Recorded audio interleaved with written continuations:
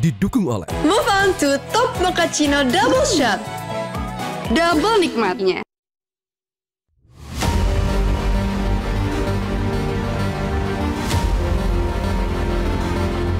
IKN ditetapkan sebagai ibu kota negara, maka pemerintah segera menerbitkan keputusan presiden tentang pengalihan kedudukan, pemindahan kementerian atau lembaga, dan pemindahan ASN secara bertahap ke IKN dimulai dari wakil presiden. Sedangkan kesediaan anggaran dan kondisi politik saat ini, pemerintah juga dapat menggunakan IKN menjadi ibu kota Provinsi Kalimantan Timur dan menegaskan kembali Jakarta sebagai ibu kota negara dengan merevisi Undang-Undang Nomor 3 Tahun 2022 tentang Ibu Kota Negara.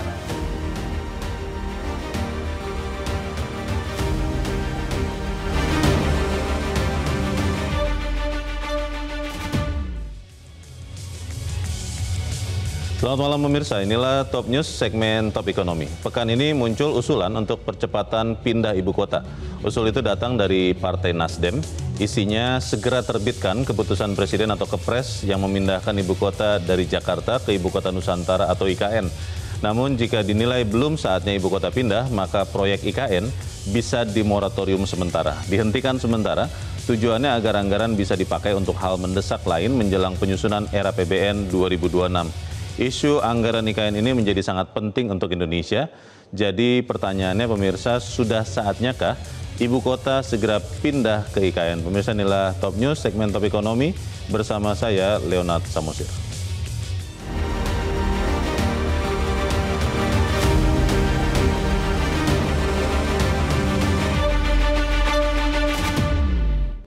Ya pemirsa, apa yang sangat penting soal IKN di mata Nasdem, yaitu memastikan dulu status IKN. Apakah akan benar-benar ditetapkan menjadi ibu kota negara menggantikan Jakarta atau tidak.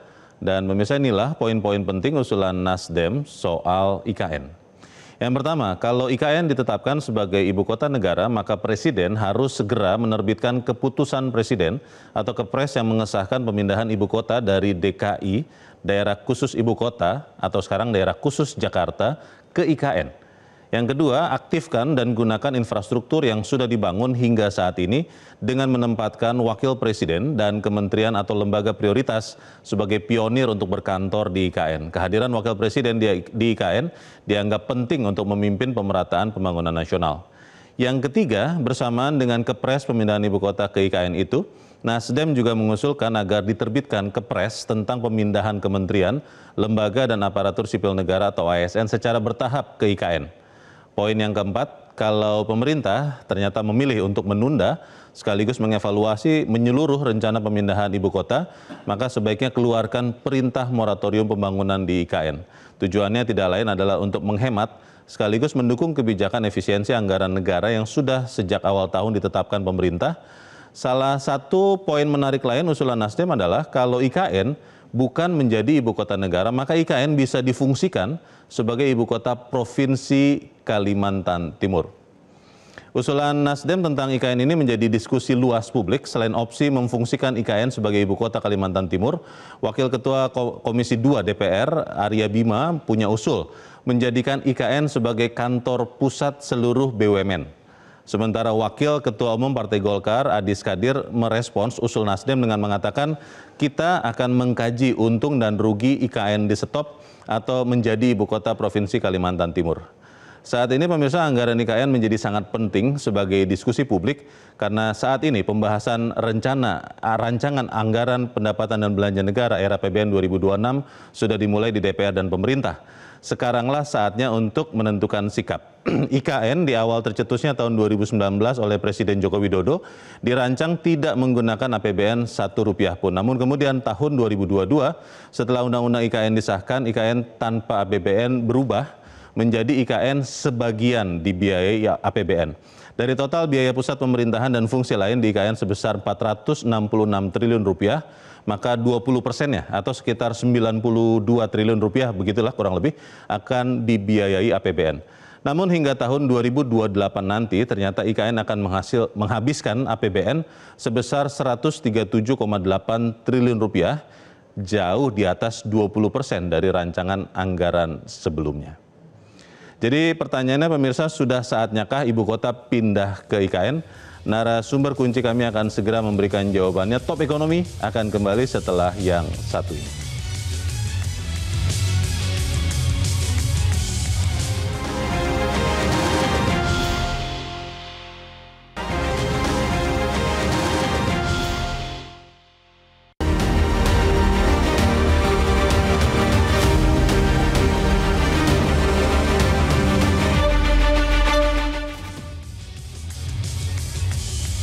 Dan pemirsa, pada malam hari ini di Studio 1 Metro TV telah hadir bersama saya 3 orang narasumber. Yang pertama adalah mantan Kepala Bappenas yang juga adalah penggagas pindah ibu kota, Andrinov Caniago. Bang Andrinov, selamat malam. Selamat malam, Bang Leo.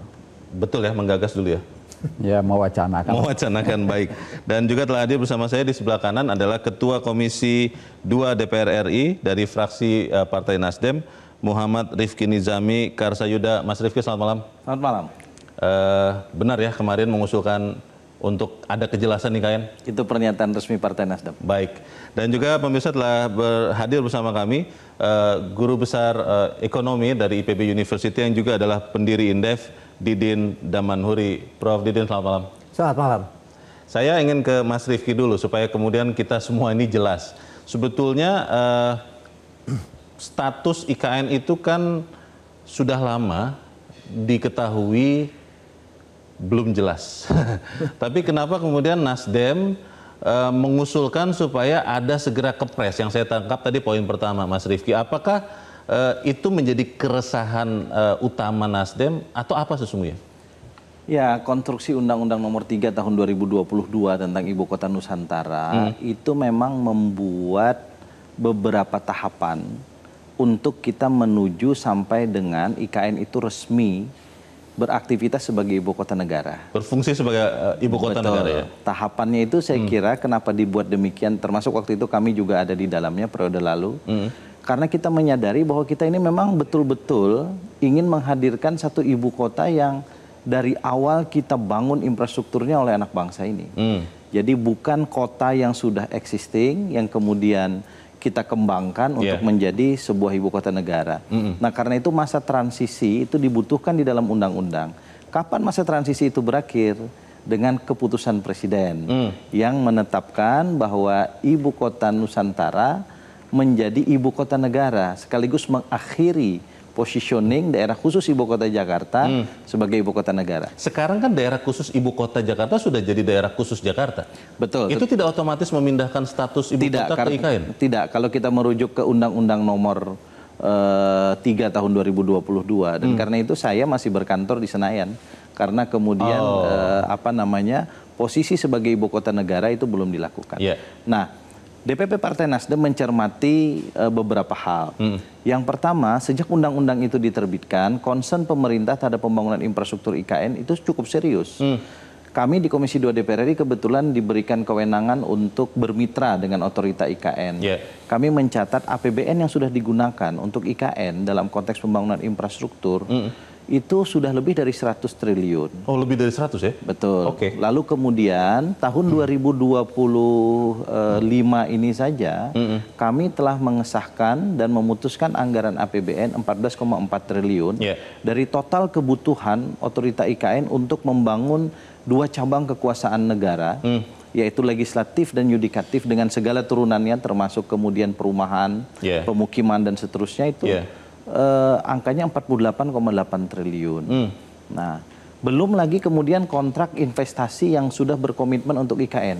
Itu angkanya lebih dari 50 triliun. Kalau saya tidak salah 59, sekian triliun. Dan sebagian dari investasi itu sudah ada beroperasi di IKN. Contoh misalnya hotel, rumah sakit dan seterusnya. Secara umum, IKN itu sampai hari ini sanggup untuk menampung 15.000 lebih aparatur sipil negara. Sudah siap? Siap. Yang sudah disiapkan perumahannya oleh IKN. Karena salah satu konsep pemindahan ASN, Kementerian Lembaga Pusat dari Jakarta ke IKN, itu salah satu fasilitasnya adalah perumahan yang disiapkan oleh negara. Nah, kalau kemudian ini tidak segera diaktifkan, Partai Nasdem berpandangan ini akan membuat operasionalisasinya cukup besar dan itu juga akan menjadi beban bagi APBN. Dan yang kedua bisa jadi akan mubazir. Karena kemudian kita sudah terus membangun tapi kita tidak memiliki kepastian kapan kemudian perpindahan itu dilakukan. Di sisi yang lain kami menyadari bahwa banyak program prioritas pemerintah saat ini yang memerlukan anggaran APBN juga. Karena itu kalau memang pemerintah dalam hal ini Presiden berpandangan bahwa IKN itu justru menjadi beban dalam tanda kutip bagi program-program pemerintah yang menjadi prioritas non-IKN, ya sudah nyatakan saja IKN untuk moratorium dulu dan agar tidak mubazir. Bisa saja kemudian diserahkan kepada pemerintah Kalimantan Timur. Oke, Mas Rifki, moratorium itu kan penghentian sementara. Seberapa sementara yang direncanakan? Ya, itu tergantung Presiden. Karena begini Leo. Kalau kita melihat political will Presiden Prabowo ya, di tengah efektivitas dan efisiensi APBN, hampir semua kementerian lembaga itu dalam tanda kutip dipotong anggarannya. Efisiensi. Otorita IKN justru ditambah. Tahun 2025 ini sejatinya otorita IKN itu hanya mendapatkan anggaran 6, sekian triliun. Lalu kemudian ditambah menjadi total 14,4 triliun. Sesungguhnya political will-nya sudah cukup kuat. Tetapi kemudian kami hanya ingin mengingatkan bahwa kalau terus membangun tanpa difungsikan, itu kemudian akan membuat sesuatu yang mubazir dan karena itu menurut pandangan kami, tahun 2025 ini sudah saatnya IKN difungsikan kendati dengan opsi yang bertahap. Berarti condong ke memfungsikan IKN ya? Bukan moratorium. Langgam positifnya tentu itu. Tetapi kami juga memahami bahwa jika tadi kan banyak sekali program prioritas pemerintah, makan bergizi gratis, ketahanan pangan dan seterusnya, yang itu membutuhkan anggaran yang tidak kecil, ya sudah IKN mungkin kita kesampingkan dulu. Jadi perlu ada keputusan politik bagi Partai Nasdem oleh Presiden agar kemudian tidak menjadi polemik yang berkepanjangan. Bang Andrinov, ini perkembangan terbaru. Partai Nasdem tadi Mas Rifki mengatakan ingin ada kejelasan sebetulnya, bukannya menolak atau apa begitu ya. Tapi menurut Bang Andrinov seperti apa? Apakah kemudian bisa misalnya kalau pilihannya adalah moratorium sementara, itu bisa tetap akan pada akhirnya memindahkan ibu kota dari Jakarta ke IKN atau pandangan Bang Andrinov bukan? Pertama saya menangkap dulu makna pesan keseluruhan dari Nasdem ini ya. Dan saya justru saya mendukung, menyambut itu, mengapresiasi. Walaupun bagian akhir itu bisa bikin orang kaget, tapi menurut saya itu bagian akhir yang mana nih? Yang moratorium, kemudian dikembangkan lagi opsi, sub-opsi dipinjamkan atau digunakan, dimanfaatkan oleh pemerintahan ke Kalimantan Timur. Kalau menurut saya itu semacam cubitan itu. Nah, saya rasa pesan pentingnya adalah bagaimana secara tata kelola pemerintahan, secara governance, tidak ada pemborosan, kemudian sudah ada sumber daya yang bisa difungsikan, itu difungsikan ya. Dan hal yang sudah siap dan tidak ada masalah sebetulnya. Memang sebagian dari aparatur, sebagian dari kementerian atau sebagian dari eselon 1 kementerian tertentu itu bisa dipindahkan di tahap awal gitu. Nah, tetapi memang ini harus didukung ya. Sebagai pesan dari undang-undang, ibu kota ini baru bisa berfungsi kalau kepresnya keluar yang menetapkan itu sebagai ibu kota. Sampai sekarang belum ada ya? Nah, saya rasa maksud Nasdem ke sana itu. Kepresnya itu, supaya segera keluar. Karena begini, IKN ini kalau kita baca, pahami filosofinya, ini salah satu bentuk restorasi Indonesia. Di mana salah satu dasarnya adalah ini ketimpang antar wilayah yang terus melebar ya. Terlalu ke barat dan itu tidak hanya ekonomi tapi juga sumber daya manusia akan terus makin timpang ya. Kemudian juga kondisi lingkungan ya, kalau mau ketemu becek di musim hujan pergilah ke sana, mau ketemu belepotan debu musim kemarau pergilah ke sana. Masih alamiah di sana ya? Ya, di beberapa.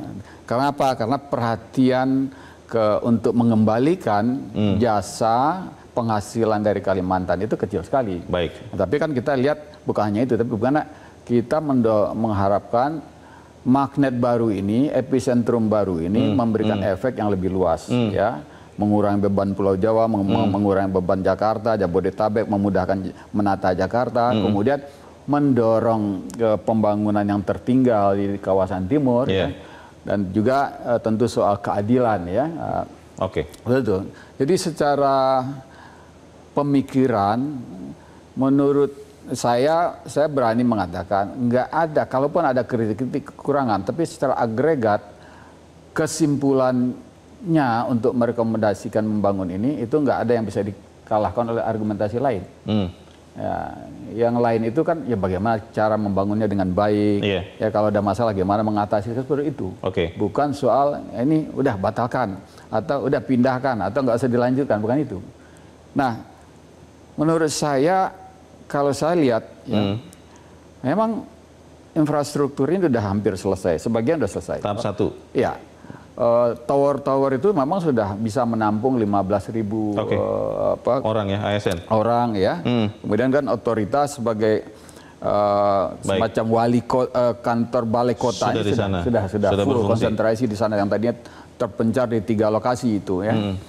Nah ini memang sayang kalau nggak dimulai dihidupkan, ya. Itu suasana kota di sana itu udah terasa. Ya, kalau kita pergi misalnya ke Alam Sutera, ya, udah mirip-mirip seperti itulah. Ya, tinggal yang kurang memang keramaiannya itu, aktivitasnya itu yang belum. Saya ingin ke Pak Didin. Pak Didin, ini kan intinya adalah ingin ada kepastian. Kalau orang pelaku ekonomi, pelaku bisnis yang paling tidak disukai adalah ketidakpastian. Tadi Mas Rifki, Bang Andrinov membaca sikap Mas Rifki dan kawan-kawan di Nasdem sebagai sikap untuk justru memastikan ada kepastian. Kalau pandangan Anda seperti apa? Iya, kepastian tuh untuk siapa? Jadi misalnya tadi bahwa infrastrukturnya sudah bisa menampung sekitar 15.000 gitu. Tapi apakah mereka yang mau dipindahkan itu sudah melihat bahwa ada kehidupan di sana gitu? Ini persoalan, ya. Jadi apa namanya? Jadi saya melihatnya begini, karena ini ketiga kali saya diundang untuk bicara IKN di sini. Jadi dari saya salah seorang di antara 20-an gitu ya, kalangan akademisi, aktivis gitu untuk menjiarkan. Waktu itu kami menolak IKN di Penajam Utara itu dan segala pertimbangan. Lokasinya atau konsep pemindahan ibu kotanya, Pak? Lokasi. Kalau soal pindah ibu kota udah lama. Saya pun termasuk yang setuju. Mengatakan bahwa Jakarta sudah crowded dan perlu pindah itu. Tapi bahwa itu Penajam Utara dan segala pertimbangan, termasuk salah satunya karena saya lama di Lemhanas, itu kan security secara internasional. Konflik Laut Cina Selatan itu sangat dekat. Korea Utara sangat dekat begitu kan. Jadi dulu mengapa ada di Jawa, karena ini ada koridor untuk pertahanan kan gitu, kalau ada apa-apa gitu. Jadi sebenarnya belum lagi soal ekologi ya. Masyarakat adat belum terlibat dan sebagainya. Kemudian deforestasi yang dijanjikan waktu itu di Glasgow tahun 2030 harus nol. Ini akan makin terjadi deforestasi. Pak Didin, kalau dari usulan dari Partai Nasdem, Anda setuju atau tidak, setuju seluruhnya atau sebagian, tidak seluruhnya atau sebagian? Kalau melihat urgensi menyeluruh ya, pertimbangan saya soal ekonomi, ini soal APBN kan. Keterbatasan anggaran ya? Iya. Ruang fiskal yang udah sangat sempit, nanti keharusan merespon 19% tarif Trump. Kalau saya jumlahkan kewajiban Indonesia itu 585 triliun. Dan itu nggak mungkin dibantah. Bahwa itu harus dipenuhi kan. Belum bahwa utang kita ini kan sudah bertambah lagi. Kemarin sudah dicairkan tuh berapa 600-an tuh oleh Menteri Keuangan kan begitu. Jadi dengan program-program prioritas pemerintah yang tadi udah disebut ya bahwa makanan bergizi gratis, kemudian koperasi desa, kemudian sekolah rakyat dan macam-macam. Itu kan nggak mungkin ditinggalkan. Plus kewajiban untuk memenuhi 19%. Kan tidak mungkin ditinggalkan. Gitu. Kelihatannya Pak Diden condong kepada moratorium atau seperti apa? Iya, jadi saya kira paling logis dengan keterbatasan fiskal sekarang ini, dengan tekanan yang luar biasa itu, dan utang yang membesar itu, menurut saya moratorium itu pilihan yang paling logis sekarang ini. Moratorium paling logis? Paling logis menurut saya ini. Baik, Mas Riffi, ini kan beberapa orang juga bertanya, kenapa saat ini Partai Nasdem melihat dan mengusulkan, kenapa tidak tahun lalu atau tahun-tahun sebelumnya? Pertimbangannya apa? Karena secara existing terjadi percepatan pembangunan infrastruktur dari skema yang dibuat oleh Presiden Jokowi ke Presiden Prabowo. Untuk IKN maksudnya? Iya, Presiden Jokowi itu menargetkan 2045 baru seluruh infrastruktur selesai. Eksekutif, legislatif, yudikatif. Presiden Prabowo maunya 2028 selesai. Dan pada 17 Agustus 2028 ini pernyataan Kepala Otorita IKN di hadapan saya. Pada saat rapat kerja dan rapat dengar pendapat dengan Komisi 2 DPR RI. Beliau pada saat dipanggil rapat terbatas diperintahkan untuk melakukan akselerasi pembangunan infrastruktur IKN untuk 3 cabang kekuasaan negara. Eksekutif, legislatif, yudikatif yang 17 Agustus 2028 kita sudah mulai aktif di sana. Nah, dengan kita itu maksudnya 3 cabang kekuasaan negara. Nah, tapi kami kemudian kan melihat kalau kita harus menunggu sampai 2028, maka pemubazirannya terlalu besar. Kos yang dikeluarkan nanti saya akan cek data. Berapa kos yang dibutuhkan untuk kemudian membiayai listrik. Katanya pemeliharaannya sekitar 300 miliar setahun. Betul. Untuk IKN? Ya, untuk memelihara gedung saja dan tidak difungsikan kan, karena tidak ada orang. Masih kosong. Nah, akan jauh lebih baik kalau difungsikan. Apa untungnya kalau difungsikan? Satu, ada kepastian. Yang kedua, kalau kita melihat skema awal, kebutuhan pembiayaan IKN itu kan hanya 30% maksimal dari APBN. 30 atau 20? 20 sampai 30%. Kan ada rentangnya, ada 20 sampai 30%. Nah, kenapa kita optimis 70 sampai 80% itu investasi bisa hadir di IKN? Karena kita percaya bahwa ekosistem ekonomi akan terbentuk dengan sendirinya jika aparatur sipil negara beserta keluarganya itu akan bermukim di IKN. Kita hanya menyediakan misalnya pemukiman, perkantoran, ya mungkin sarana-sarana untuk makan dan seterusnya. Tapi kemudian secara alamiah nanti investasi akan datang. Restoran akan hadir, hotel akan hadir, tempat hiburan akan hadir. ASN ini yang ribuan ini semacam apa? Gulanya begitu ya, supaya nanti semut-semut investornya datang. Harus ada. Kalau kemudian kita terus membangun gedung, membangun sarana prasarana tanpa ada manusianya, maka saya meyakini dari sisi teori ekonomi ya, Prof. Didin lebih paham, tidak akan mungkin investasi akan berminat dan ada kepastian investasi. Investasi tanpa diundang pun akan hadir jika kemudian ada demand yang jelas di situ.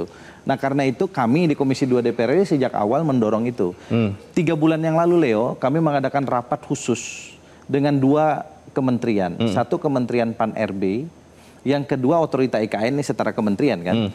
Kami undang, apa temanya? 1, bagaimana blueprint pemindahan aparatur sipil negara ke IKN. Mereka sudah punya blueprint, tapi kemudian keputusan ada di tangan Presiden. Keputusan ada di tangan Presiden? Betul, karena itu amanah undang-undang. Keputusan maksudnya Kepres tadi itu kan? Betul. Pertanyaannya, kalau misalnya Presiden akhirnya mendengarkan begitu ya, dan memindahkan ASN tadi, itu anggarannya ada atau akan menjadi masalah baru lagi atau bagaimana di tahun ini, Mas Riffi? Kalau kita bayangkan orang pindah dari Jakarta lalu tidak ada masalah ke IKN, ya nggak mungkin. Kan pasti ada proses adaptasi di sana, ya kan. Tapi menurut pandangan saya, ya ini subjektivitas saya sudah 5 kali ke sana, termasuk teman-teman Komisi 2 sudah beberapa kali ke sana. Kualitas infrastrukturnya jauh lebih baik daripada kementerian lembaga yang ada di Jakarta. Ini menjadi pertanyaan baik karena bulan depan, pemirsa, seperti biasa tradisi tahunan, menjelang 17 Agustus maka pemerintah Presiden akan memberikan pidato kenegaraan, salah satunya adalah pengantar era APBN 2026. Rencananya 15 Agustus. Pertanyaannya adalah, sempatkah keputusan untuk mengeluarkan kepres IKN itu diadakan sebelum itu? Kita akan lanjutkan di bagian berikut. Pemirsa tetap bersama kami, Top Ekonomi segera kembali.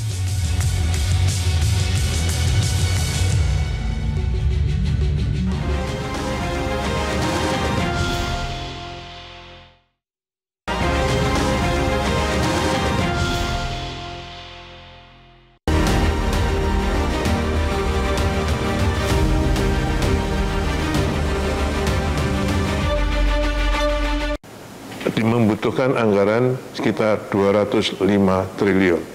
Untuk berapa lama? Untuk 2025 sampai 2029. 205 triliun? Iya, Oke. untuk membangun. Nah, itulah yang dari 205 triliun itu APBN-nya 48,8 triliun. Itu adalah RPJMN 2019-2024. Jadi maksudnya bisa melebihi itu berarti, Pak? APBN-nya? Karena bisa. Tergantung keputusan pemerintah. Iya kan? Ya pemirsa, itu adalah potongan wawancara saya bersama Kepala Otorita IKN Basuki Hadi Mulyono di bulan April, dan itu bicara soal anggaran juga. Dan sayangnya malam ini Pak Basuki, kemudian juga ada Pak Troy Pantau yang tadinya kami undang, sempat bisa datang tapi akhirnya tidak bisa datang. Kita tidak bisa menghadirkan mereka. Saya ingin lagi ke Mas Rifki. Mas Rifki, bicara anggaran itu kan harusnya sudah masuk sekarang ya, walaupun nanti 15 Agustus akan dibacakan untuk APBN 2026 untuk tahun depan. Betul. Nah ini apakah memang Nasdem mau mengejar supaya pemerintah, Presiden memastikan dulu deh, kepresnya dulu keluar bahwa IKN ini apakah mau dilanjutkan, apakah moratorium atau fungsi lain sebelum 15 Agustus itu? Saya laporkan dulu nih sebagai Ketua Komisi 2. Dalam pembahasan pendahuluan era APBN 2026, pagu indikatif yang sudah disetujui untuk Otorita IKN tahun 2026, ini artinya untuk pembangunan infrastruktur lanjutan itu sekitar 5,1 triliun rupiah. Oke. Lalu mereka meminta tambahan kepada kami DPR melalui Komisi 2 DPR sebesar 16 triliun. Jadi total sekitar 21 triliun. Nah, kami sudah setujui di Komisi 2, lalu sekarang running menuju ke Badan Anggaran DPR. Tentu kalau ini nanti disetujui menjadi APBN 2026, maka proses percepatan pembangunan infrastruktur itu akan jauh lebih baik ya, dibanding kemudian skenario sebelumnya. Saya berharap momentum nota keuangan Presiden atau pidato kenegaraan Presiden di depan DPR dan DPD tanggal 15 dan 16 Agustus ya kan 2025 yang akan datang itu bisa membawa kepastian terkait dengan status ibu kota negara kita di IKN. Ini Mas Rifki tersenyum, apakah karena setelah pernyataan sikap Nasdem memang sudah ada komunikasi dari pemerintah, CQ Presiden menanggapi usulan Nasdem, atau memang sampai sekarang belum juga ada tanggapan dari pemerintah? Secara politis saya ini kan cuma ketua DPP di Partai Nasdem. Level komunikasi itu pasti pada level ketua umum. Dan tapi sampai saat ini belum ada ya respon. Saya hanya bisa memberikan pernyataan bahwa APBN running dengan angka yang cukup baik untuk IKN. Dan saya kira itu salah satu political will dari pemerintahan ini. Mudah-mudahan political will itu juga bisa diikuti dengan political will untuk segera menerbitkan keputusan Presiden. Sebagaimana pernyataan Partai Nasdem. Baik.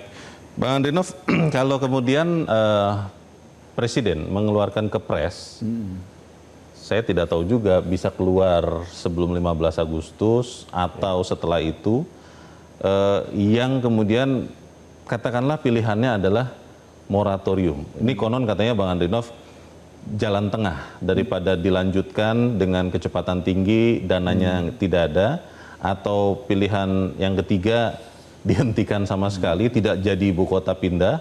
Ini katanya jalan tengah. Kalau misalnya isinya adalah moratorium, itu bagaimana Bang?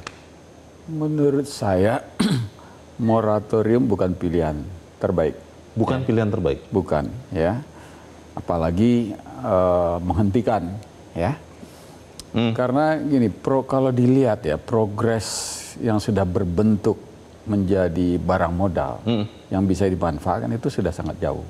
Dan tinggal memang orang ya untuk yang akan memanfaatkan. Sangat jauh itu udah sekitar berapa? 100-an triliun ya, Mas Rifki? Nah, lebih dari begini, 100. Lebih dari 100 ya? Jalan, gedung, instalasi apa segala macam itu kan sudah siap. Kalau kita ke sana itu udah suasana kota itu sudah terasa. Sudah terjadi? Iya, terbentuk ya? Ya. Yang kurang memang ya pergerakan orangnya. Ya. Nah, karena orangnya masih sedikit. Iya. Nah, kenapa kalau moratorium itu ya sayang ya suatu aset yang sudah bisa berfungsi produktif lalu dibiarkan terkatung-katung gitu ya, sementara dia juga harus dirawat dengan anggaran gitu ya. Nah, ini kan tinggal bagaimana memindahkan sebagian ASN. Memang memindahkannya tentu ada anggaran khusus ya, logistik apa segala macam. Tapi kan ASN itu nggak keluar lagi anggaran gaji baru, nggak. Mereka yang memang sudah terima gaji tiap bulan, gajinya tetap. Ya, segala macam fasilitas itu, itu sudah ada anggaran. Pindah lokasi saja. Anggaran rutin gitu. Nah, kemudian lihatlah efek kan kita kalau bicara kebijakan publik itu biaya manfaat yang paling dasarnya itu biaya manfaat. Yeah. Ini manfaat yang nyata maupun yang tidak nyata ini jauh lebih besar. Ya, kalau dia mulai difungsikan, taruhlah misalnya 3 kementerian atau 5 dari separuh kementerian yang relevan ada di situ gitu ya, itu akan jauh lebih baik ya. Ya menghidupkan kota itu, menghidupkan ekonomi. Kemudian kalau memang kita mengharapkan juga kedatangan investor, memang betul nggak mungkin investor akan datang kalau di situ belum ada permintaan. Ya. Nah, kalau ASN-nya sudah dipindahkan sebagian ke sana, mereka akan meng-create demand ya? Ada, ya itu akan meng-create demand. Tentu yang sesuai dengan operasionalisasi kegiatan pemerintahan. Berarti Bang Andrinov dengan usulan Nasdem yang misalnya salah satunya adalah menempatkan wakil presiden sebagai simbol bahwa ada pergerakan pemerintahan ke situ, setuju ya? Setuju sekali. Bahkan saya beberapa waktu yang lalu juga sudah menyebut seperti itu. Dan kita bisa identifikasi kementerian-kementerian yang bisa ikutan ke sana. Mungkin Kementerian Kehutanan, Kementerian Desa, itu ada beberapa. Tidak akan ini maafkan ini pertanyaan ini mungkin sangat sederhana tapi banyak orang yang bertanya kalau presiden ada di Jakarta dan wakil presiden ada di IKN, itu bukan dualisme kepemimpinan katanya begitu? Oh, enggak lah, ya wakil presiden itu kan membantu presiden. Oke. Ya. Jadi keputusan tetap ada di presiden. Tetap di presiden itu kan nggak ada. Jadi Bang Andrinov tidak setuju ya kalau wakil presiden nggak ada instruksi wakil presiden itu nggak ada. Moratorium berarti Bang Andrinov nggak setuju ya? Nggak setuju. Pak Didin, moratorium Bang Andrinov tidak setuju, tapi Mas Rifki kan tadi sudah jelaskan anggarannya sangat terbatas. Sementara pemerintahan Prabowo Gibran punya beberapa program yang nyata-nyata membutuhkan dana lebih besar. Boleh izin saya potong soal anggaran ya, saya mesti bicara. Sedikit aja Bang. Relatif ya soal anggaran terbatas itu ya namanya kita membangun kapanpun tuh yang namanya pemerintah pasti bicara anggaran terbatas ya. Tapi gini, rasio alokasi yang anggaran yang disebutkan tadi terhadap total APBN itu relatif kecil, nggak sampai 1% jauh, masih jauh dari total APBN ya. Jadi walaupun misalnya hanya 1%, tapi tetaplah dibangun menurut Bang Andrinov gitu. Karena PU akan tetap ada alokasi anggaran, Kementerian Perhubungan akan tetap ada alokasi, dan kan dari sana aja yang digeser-geser karena salah satu prioritas kita adalah menurunkan IKN, maka yang dari PU geser ke situ sedikit, Perhubungan geser ke kementerian lain. Pak Didin bagaimana tanggapan?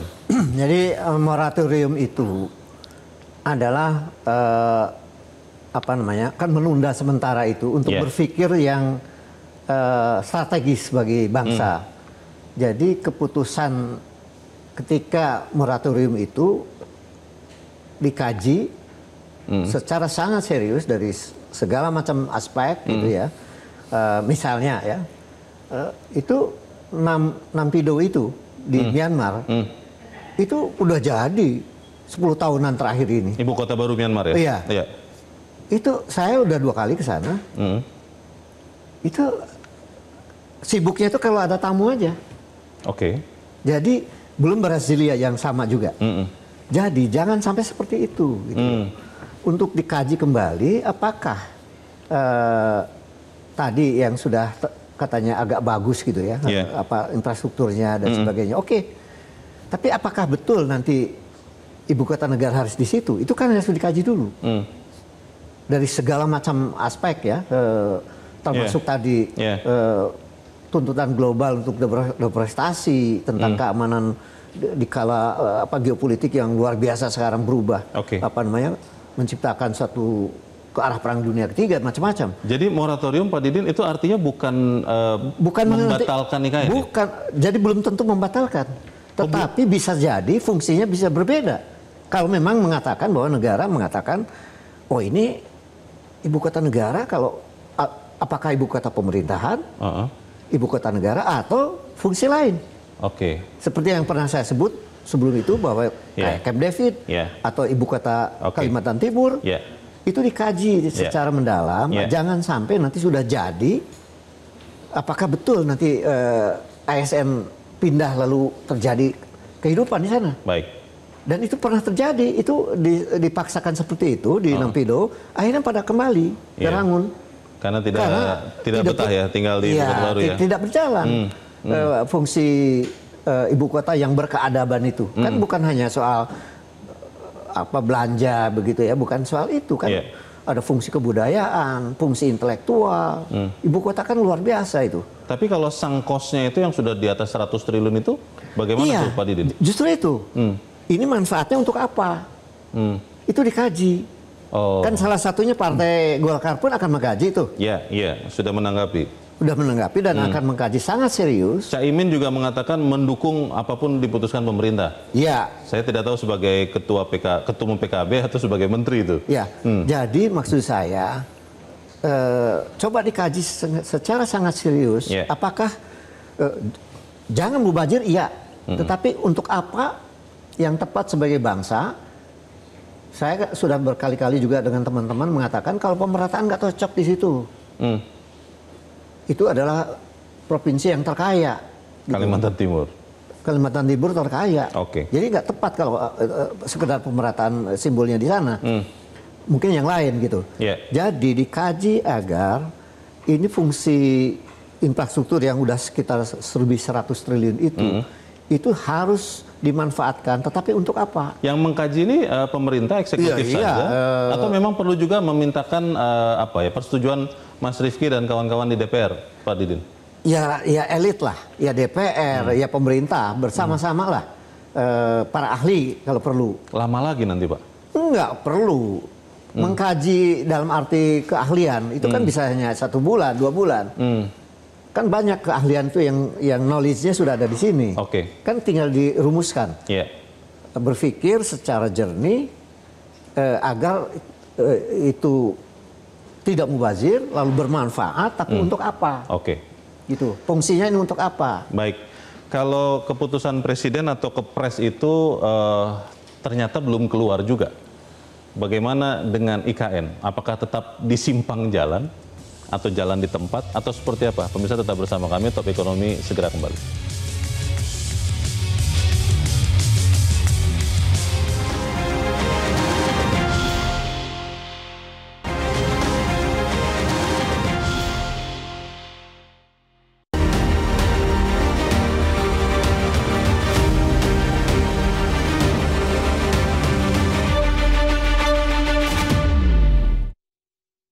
Baru sekarang yang diperintahkan oleh Bapak Presiden kepada kami untuk bisa beroperasi pada tahun 2028 sebagai ibu kota politik, kami ditugasi penuh untuk membangun ekosistem yudisial, yaitu dari gedung-gedung MK, MA, yudisial, termasuk hunian ya para hakim dan para staf, termasuk lokasi ekosistemnya, jalan-jalannya, dan juga ekosistem legislatif, DPR, MPR, DPD, termasuk huniannya dan jalan-jalannya dan prasarana dasarnya, semua harus kami selesaikan. Itulah yang 48,8 triliun tadi.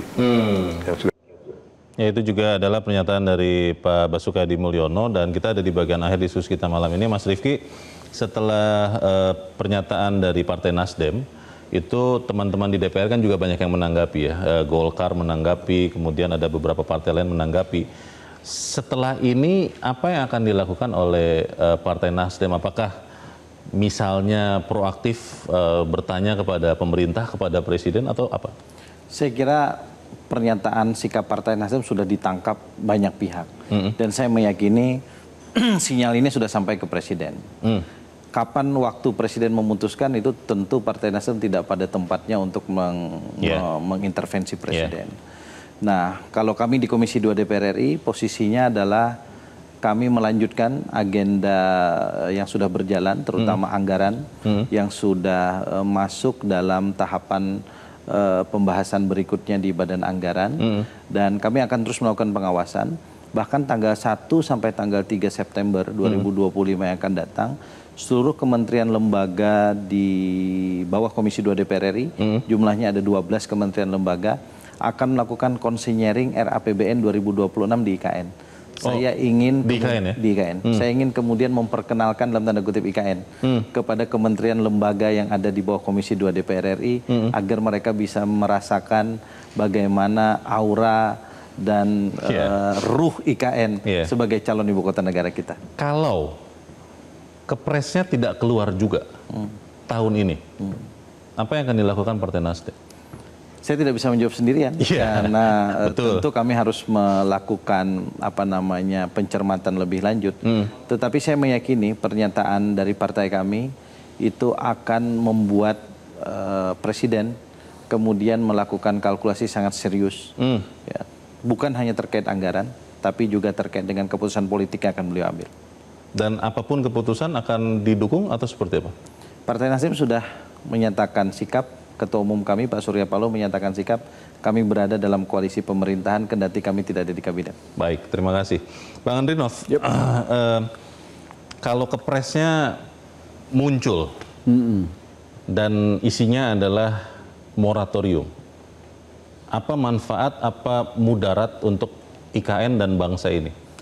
Ya, menunda kesempatan untuk mencapai mewujudkan cita-cita membuat Indonesia ini lebih tertata ya secara antar wilayah, lebih adil, dan juga ini sudah dikaji sebetulnya ya dengan sangat komprehensif ya. Ini kita nggak bisa mengandalkan persepsi lalu mengasosiasikan dengan Napidau, dengan Brasilia ya. Semua sudah dikaji ya. Ini kota yang akan dibangun ini dari Jawa aja juga nggak jauh-jauh amat, ya. Dari Denpasar cuma 1 jam. Tapi yang jelas lagi itu ada kota terdekat Balikpapan dan Samarinda, ya. Karena itu sekarang pun yang orang yang berkunjung tiap hari ke sana itu kan ada sekitar 300 sampai 500 orang, ya. Itu artinya apa? Soal isu ini akan sepi atau apa itu jadi kota. Memang kota pemerintahan jangan ingin dibikin seperti kota Bandung, kota Semarang, apalagi kota Jakarta, bukan itu. Bukan kota pemerintahan. Begitu tapi yang penting ada gimana kota ini hidup sebagai kota pemerintahan. Ya, maka kalau moratorium itu artinya menghentikan dulu pembangunan, rugi. Ini progresnya sudah jauh, tinggal dimanfaatkan dan dilanjutkan. Dan ya, saya setuju melanjutkan sesuai dengan kemampuan anggaran. Itu ya. Itu opsi terbaik adalah melanjutkan sesuai dengan kemampuan anggaran. Tapi nggak mungkin negara ini nggak punya anggaran agak sedikit untuk dialokasikan ke sana. Ya, ada anggaran dari Kementerian PU yang pasti gunanya untuk bangun infrastruktur, tinggal taruh karena ini masih prioritas, kita paham manfaatnya banyak. Terus Kementerian Perhubungan juga begitu, ya. Dan lain-lain, termasuk yang program-program sosial, pendidikan, apa segala macam itu bisa dilakukan. Di tengah kondisi memang situasi ekonomi global, lalu juga dalam negeri sedang melambat ini, Bang Andrinov. Sejauh ini yang saya amati, melambat-lambatnya perekonomian Indonesia masih di atas 4,5% pertumbuhannya. Ya. Ya. Jadi tetap akan ada anggaran yang bisa dialokasikan ke IKN? Mestinya. Meskipun minimal? Ya, meskipun ya disesuaikan dengan kemampuan, dicocokkan dengan prioritas lain. Baik. Tetapi menghentikan lebih banyak kerugiannya. Gitu. Oke. Menurunkan sesuai dengan kemampuan anggaran itu setidak-tidaknya itu yang terbaik. Baik, Pak Didin, Bang Andrinov bilang kalau moratorium menghentikan lebih banyak mudaratnya daripada manfaatnya. Kalau pendapat Anda, Pak? Ya, sekali lagi membangun ibu kota negara adalah bukan untuk 10 tahun, 20 tahun, tapi kan ratusan tahun ya. Yeah. Ibu kota itu kan sebuah simbol puncak peradaban dari sebuah negara kan begitu. Jadi keputusan ini yang ketika moratorium terjadi mempertimbangkan keseluruhan perkembangan geopolitik, geoekonomi, bahkan tarif Trump yang juga belum selesai itu, perang dagang dan lain sebagainya, lalu situasi dalam negeri yang APBN yang lagi menghadapi tekanan segala macam, gitu. Dan sementara prioritas pemerintah juga anggarannya sangat besar, gitu. Jadi itu semua harus direview secara sangat komprehensif dari presiden, pemerintah, secara keseluruhan kabinet, gitu. Kemudian juga kalangan DPR, kalangan ahli, gitu. Baik. Itu untuk pada saat moratorium itu mereka mengkaji secara sangat serius, lalu memutuskan. Jadi kalau Bang Andrinov tadi kesimpulannya, kalau saya boleh simpulkan, jangan moratorium. Kalau Pak Didin justru sebaliknya, moratorium. Iya, moratorium untuk dikaji apakah mau seperti apa. Apa namanya IKN yang existing ini. Baik. Nah, tapi sebelum itu dibuka aja kajian yang lama dulu. Kajian lama dibuka. Dan mungkin ini yang baru ini luar biasa ini apa namanya segala macam ya. Baik. Dampaknya terhadap Indonesia nanti. Baik. Kita tunggu sama-sama seperti apa kepastian terkait dengan IKN ini. Saya berterima kasih kepada Mas Rifki, kepada Bang Andrinov, dan kepada Prof Didin. Dan pemirsa, demikianlah akhir dari Top Ekonomi untuk malam ini. Kita berjumpa lagi Selasa pekan depan. Saya Leonard Samosir. Terima kasih, selamat malam. Sampai jumpa.